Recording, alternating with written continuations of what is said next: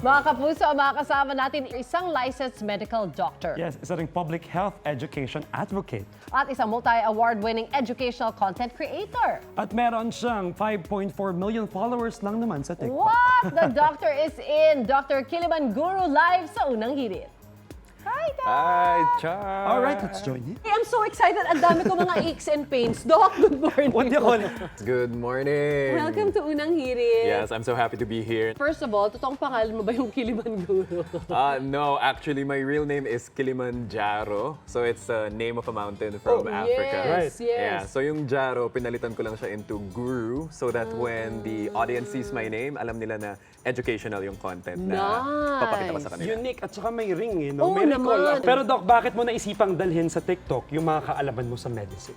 Well, madaming misleading information online, madaming fake news, and I wanted to be able to be that credible source Yeah. para may fact-based, evidence-based information ng mga Pinoy regarding health because kalusugan yun eh. Absolutely. Kung mali yung information na na-receive mo, they can get more sick. Ano yung pinakakakaibang konsulta ang natanggap mo na doon? Yun, ganda nung tanong na yun. Oh my goodness, there are a lot of questions. Kakaibang konsulta. For sure. Oh my goodness, I Netizens. can't say that on TV.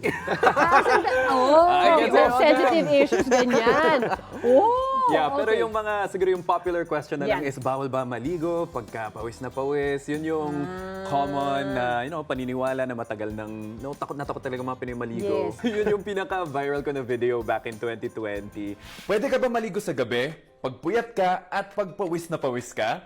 Pwede. Ang hindi pwede, maging kayo. Char! Pwede ka maligo Pwede. anytime. Even if puyat ka, even if pagod ka, even if kakakain mo lang, you can really take a bath anytime.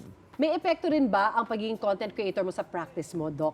Magugulat ba minsan yung mga tao pag face-to-face na, Doc, parang kilala ko kayo. Yes, Siyempre sa sikat, same. na sikat ka online. Well, actually naman, since yung mga pasyente, masakit yung tiyan, masakit yung ulo, they don't really, say na, Dok, kayo po kayo.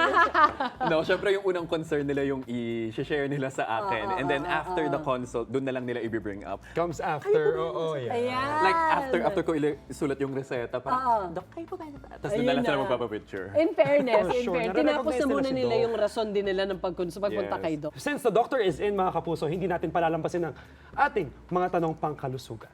Ito na ang konsultanong kasama si Dr. Kiliman Guru. Yan. Cute. Doc, ano po ba itong nababalitang walking pneumonia? Dapat po ba itong ikabahala? Para masugot natin to ng maayos, pag-usapan muna natin kung ano nga ba ang pneumonia. Pneumonia ay infection sa baga. Ganun din, maaaring dahil sa bacteria, pwede rin dahil sa virus. At kung nagka-infection ka kasi sa baga, ang nangyayari ay namamaga at napupuno ng plema sa loob ng baga. Kaya naman, ang ine-expect natin na magiging itsura ng pasyente, ayun, hirap na hirap huminga kasi syempre, namamaga sa loob ng baga.